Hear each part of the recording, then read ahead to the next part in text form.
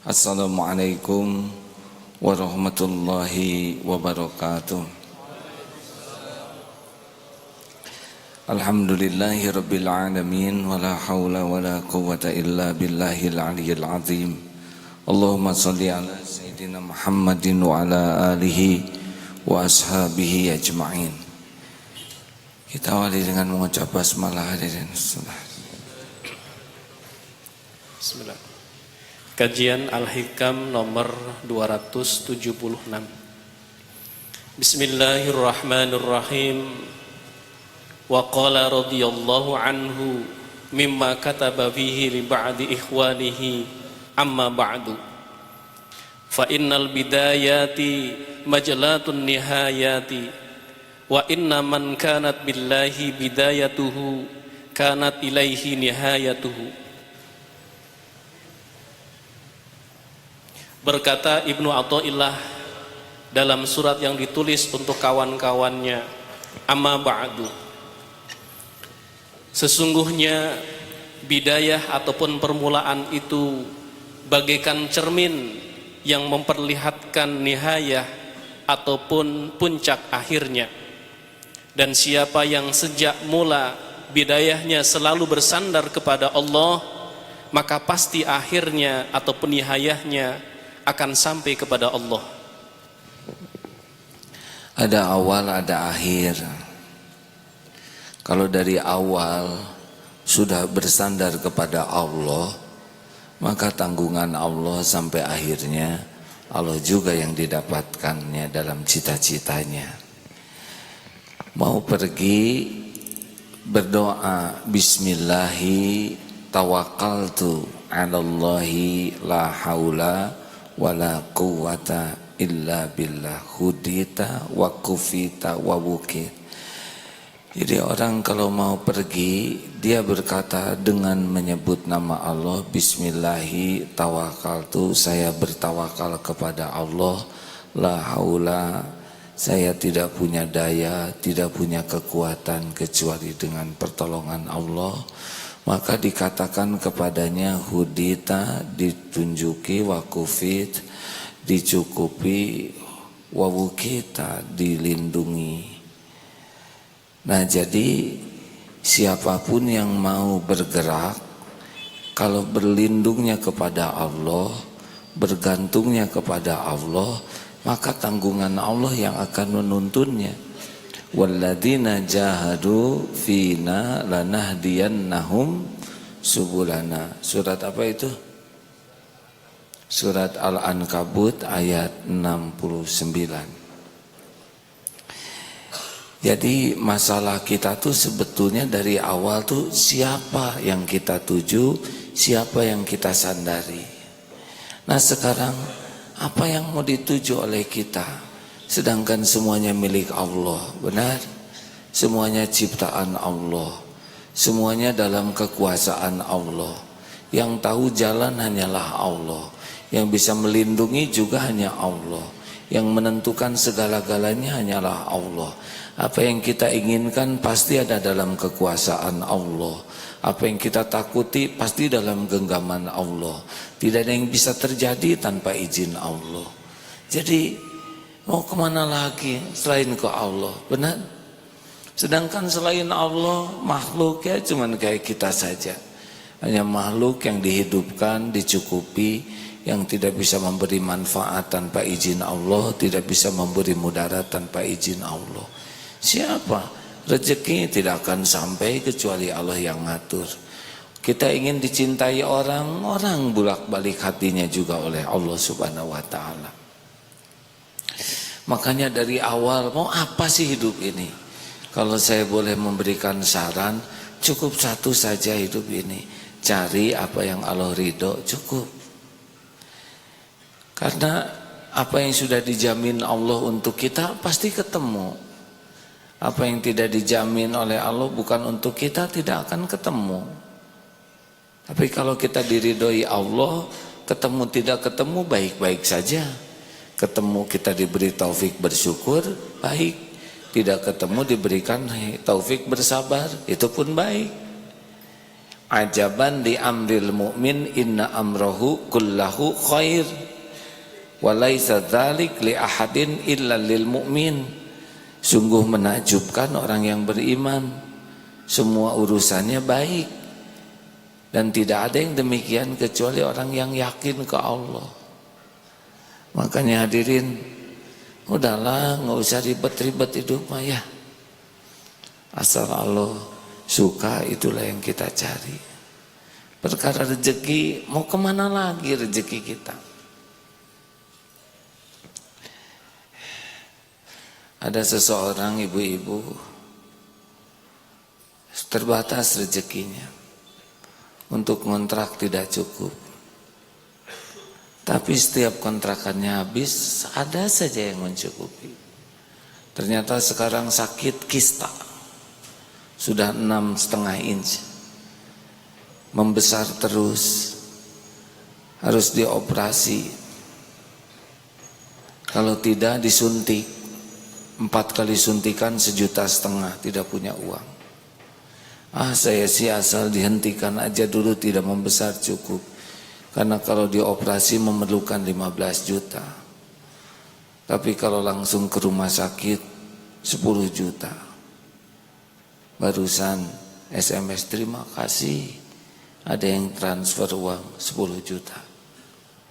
Harapannya sih bisa disuntik saja 1,5 juta. Allah lah yang menggerakkan. Benar? Kita tuh terlalu banyak mikir selain Allah. Padahal selain Allah itu tidak bisa apa-apa kalau tanpa izin Allah. Benar?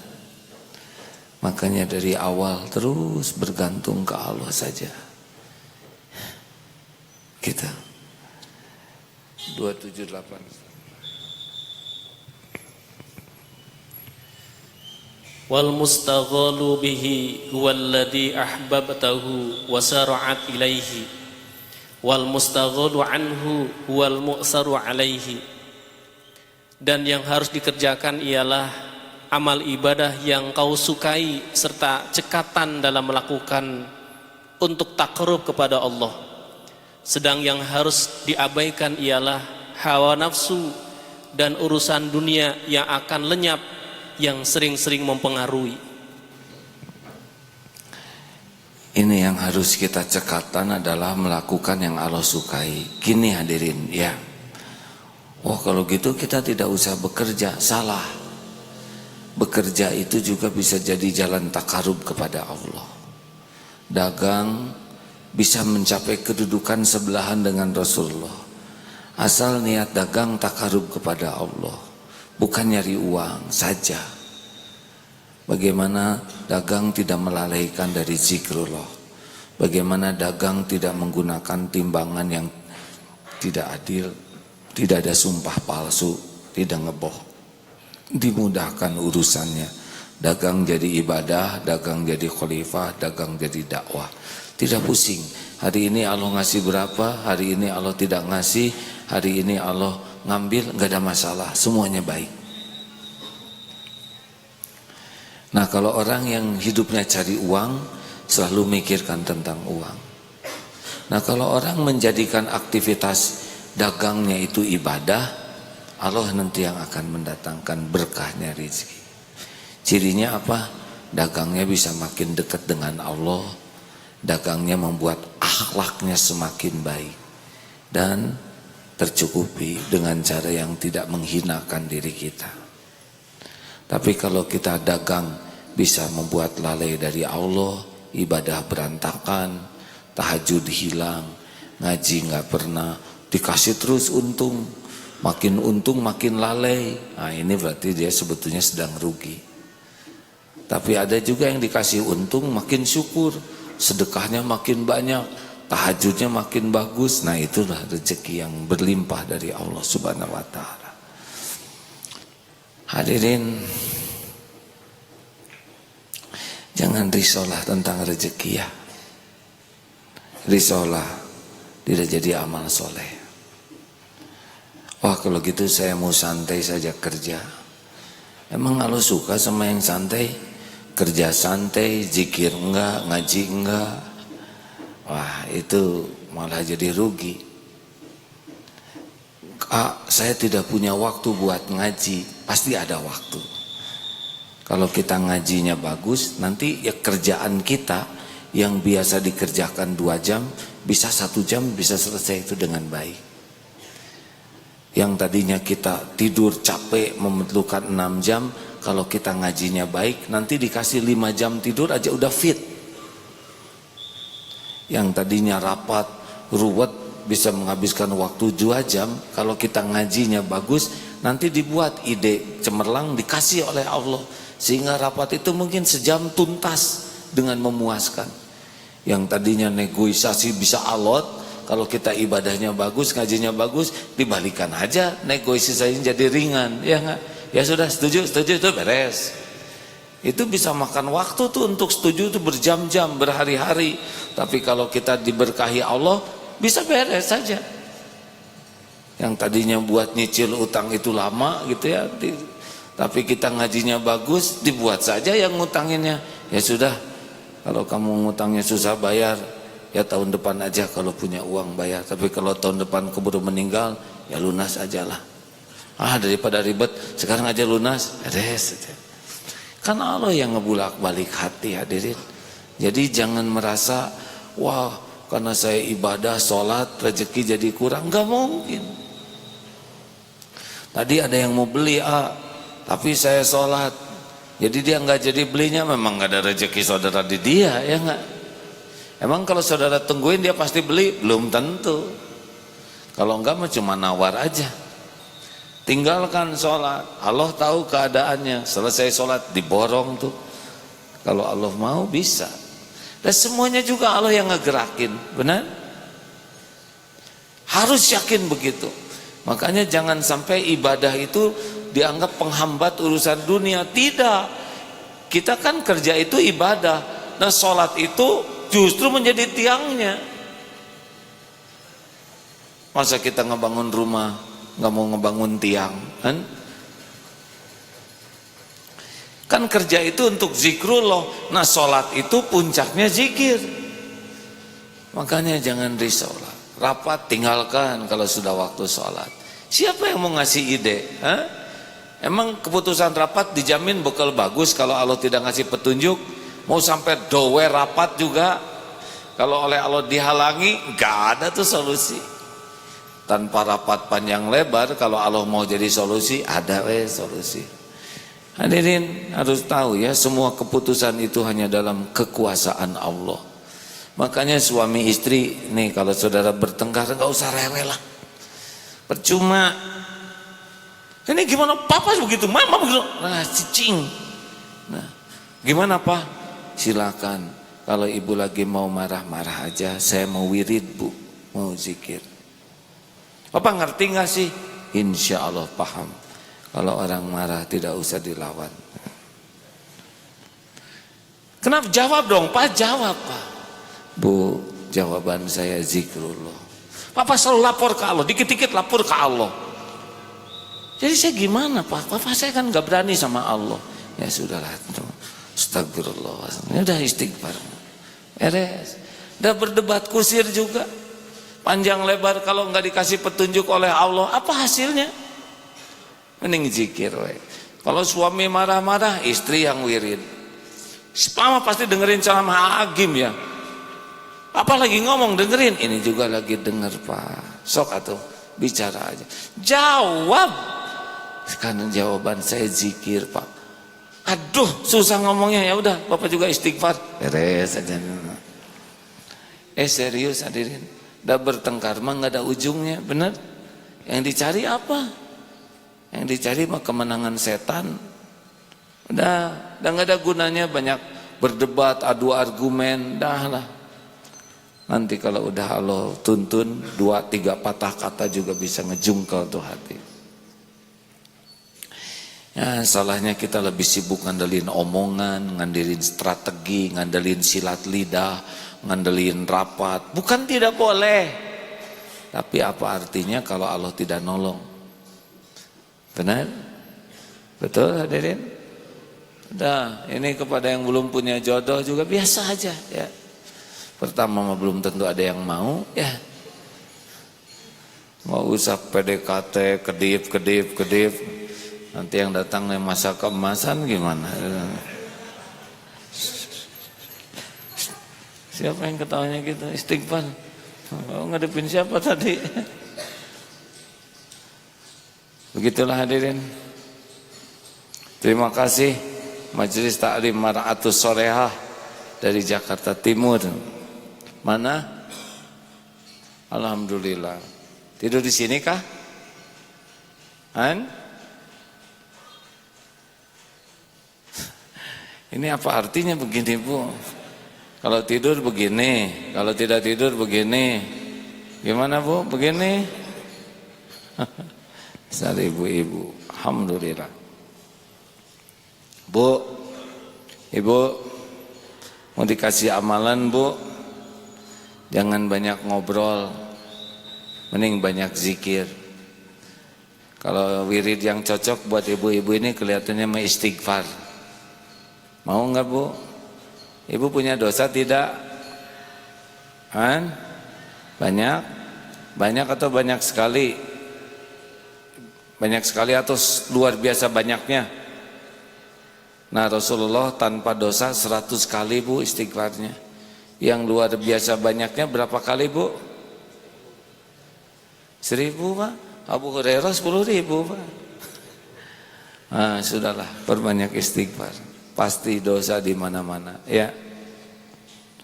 Baik, ada pertanyaan silakan.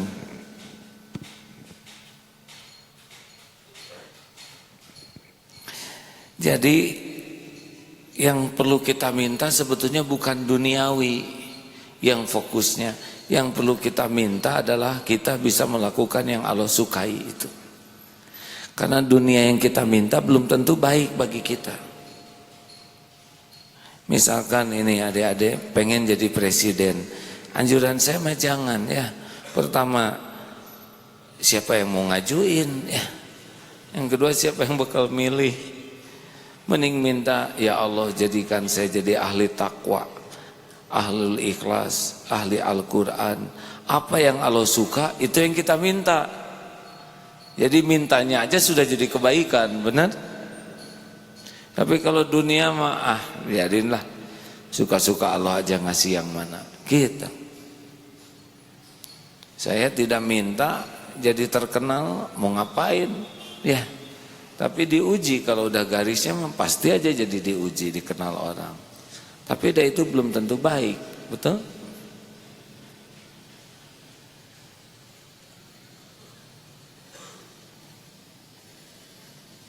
Ada pertanyaan silahkan. Ya dek, pakai mikrofon. Ini udah baik belum sound systemnya?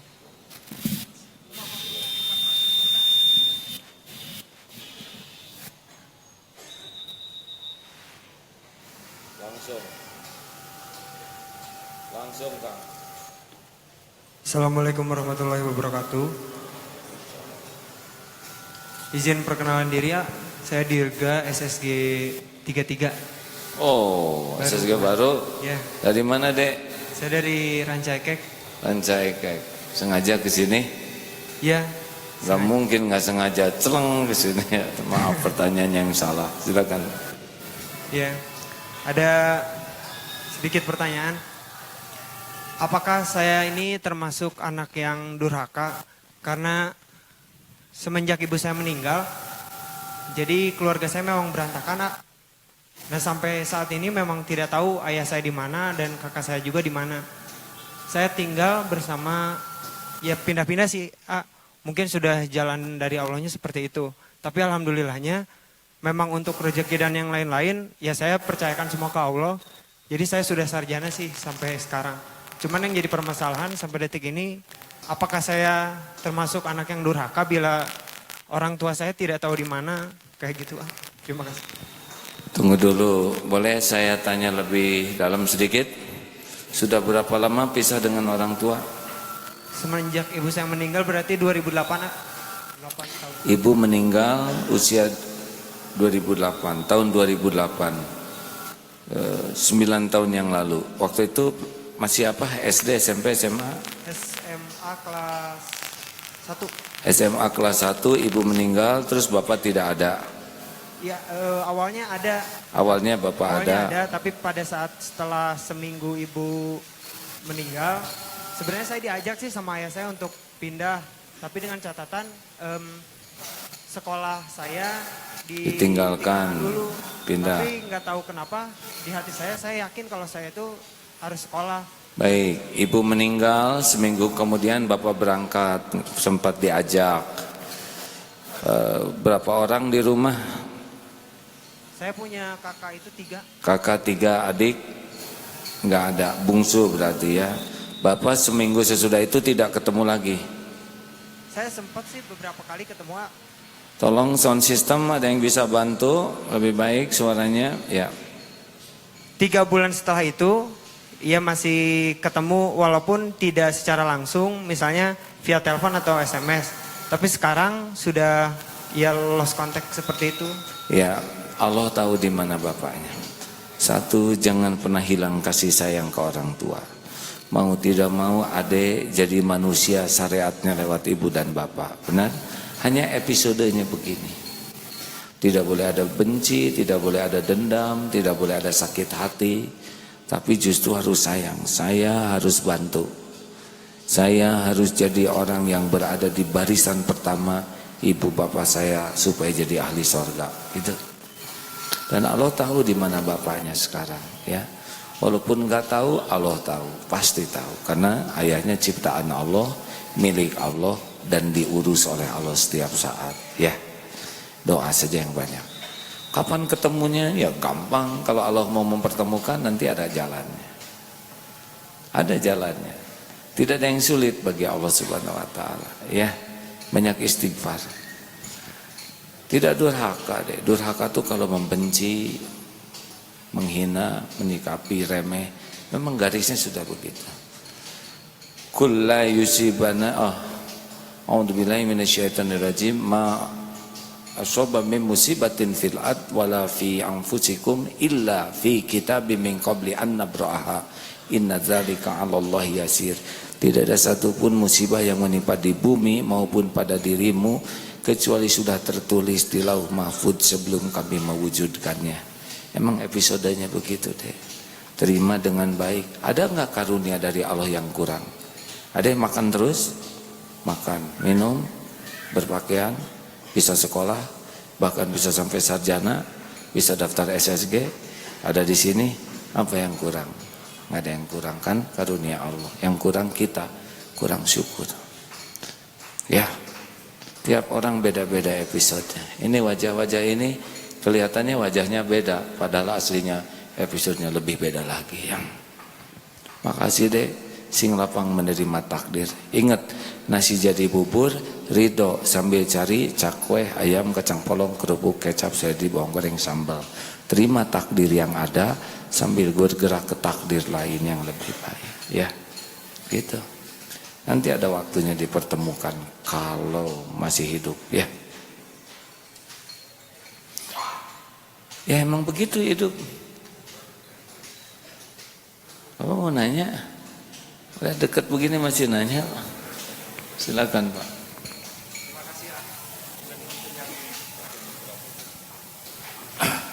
Assalamualaikum warahmatullahi wabarakatuh. Mungkin tidak lupa lagi. Nama saya Dedi Suherman, alamat asli Sperum Sadangsari Permai, Purwakarta. Kadang-kadang berdomisili di adik saya, Perum Ranca Ekek, Kencana, Blok 2, Nusa Indah 4. Ada yang catat. Silakan Pak. Ini hubungan tadi juga masalah kita minta maaf Allah yang saya rasakan. Setelah saya mengikuti ya waktu tanggal pas hari ulang tahun AA mungkin waktu malam 29 dan pengajian yang 30 juz, lalu hati saya tertukar.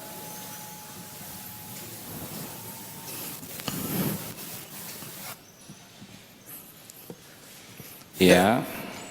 Dari situ Perasaan diri saya masih kurang untuk membaca Al-Quran.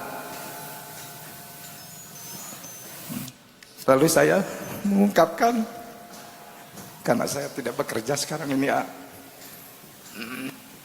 saya diponis oleh dokter 10% lagi bahwa harus jantung 10% lagi apa? Maksudnya setelah dikateterisasi, Sesudah dikateterisasi, itu tidak dipasang ring, lalu dokter menyarankan harus di bypass. Harus di bypass. Waktu itu dokter mengatakan ke istri saya, ibu harus keputusan 5 menit. Tapi saat itu ya, istri saya tanyakan aja yang bersangkutan. Tapi saya pasrah sama Allah, hanya Allah yang akan mengambil nyawa saya. Jadi nggak jadi di bypass. Tidak, sudah 3 tahun Pak. Sudah, harusnya kapan meninggal menurut dokter? Harusnya waktu itu. 10% dari penyempitan itu. Jadi 90 sudah penyempitan, tinggal 10% dok. Itu 3 tahun yang lalu. Iya. Perkiraan dokter Bapak meninggal kapan? Kalau nggak di bypass? Nggak lama gitu. Begitu dok. Tapi dok, salah Pak. Saya Ya. boleh juga sekali-kali ya. Ya. Nah dari situ memang setelah saya ingin belajar, alhamdulillah kalau minta sama Allah, dari mana kan rezeki itu datang Walaupun nggak kerja, ya. sampai juga ke sini ya. Iya Benar. iya. Itu mungkin yang saya rasakan sampai saat ini. Alhamdulillah. Jadi mulai Selasa kemarin saya mulai BBG di sini dengan oleh Ustadz Sendral. Oh, belajar Quran. Ya. Alhamdulillah. Usia berapa Bapak emang? 59 tahun Pak. 59. 63 kurang 59 berapa? 4 tahun lagi Pak. Insya Allah. Kalau menurut standar 63. Tapi kalau 60 setahun lagi. Sama Pak, saya juga. Kalau jatahnya 63 masih beberapa tahun. Kalau 56 setahun lagi. Alhamdulillah Pak. Jadi sekarang lebih siap-siap untuk pulang itu Pak. Untuk belajar. Ya, belajar. Maksudnya kita untuk menjalankan amal baik untuk pulang Benar Pak. ke akhirat. Kalau mau husnul khotimah mah sederhana Pak. 1, mikir baik, mata baik, dengar baik, ngomong baik, sikap baik, hati baik. Terus aja itu Pak. Nanti pas mati insya Allah mati baik. Gitu. Ya Pak. Ya, Pak. Alhamdulillah. Terima kasih. Assalamualaikum. Berprasangka baik ke Allah. Ya. Kalau Allah mau ngasih umur, belum waktunya meninggal, jangankan kata dokter, bunuh diri aja kalau belum waktunya meninggal. Gak meninggal ya. Baik, terima kasih kalau gitu. Pokoknya sekarang teman-teman sekalian, jangan salah prioritas ya. Prioritaskanlah apa yang Allah suka. Sedangkan dunia hanya dilakukan kalau itu disukai Allah. Berarti bukan urusan duniawi lagi, tapi sudah urusan akhirat. Pedagang yang jujur, berumah tangga bukan untuk saling cinta. Berumah tangga itu supaya diridhoi Allah. Ngurus anak bukan supaya anak berbakti. Ngurus anak itu supaya diridhoi Allah. Gitu kita mah. Ya, nggak usah terpukau dengan gaji. Kalau gaji kan dibatasi, kalau karunia tidak terbatas. Kalau gaji jelas tanggalnya, kalau karunia sesuka Allah saja, betul? Kalau gaji cepat habis, kalau karunia nggak ada habisnya. Makanya jangan sibuk mikirin gaji, sebab kalau ngandelin gaji wajah-wajah ini sudah punah, ya. Karena sebagian besar ini tidak bergaji, betul? Terima kasih hadirin sekalian. Selamat datang ini adik-adik dari mana?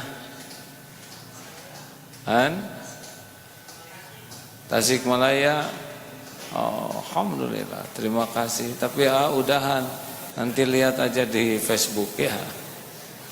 Allahumma shalli ala sayyidina Muhammad wa ala alihi wa ashabihi ajma'in.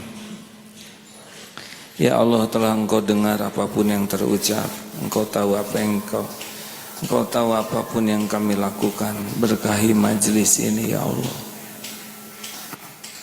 Ya Allah, tidak akan ada berhentinya kami memohon ampunan-Mu. Ampuni ya Allah.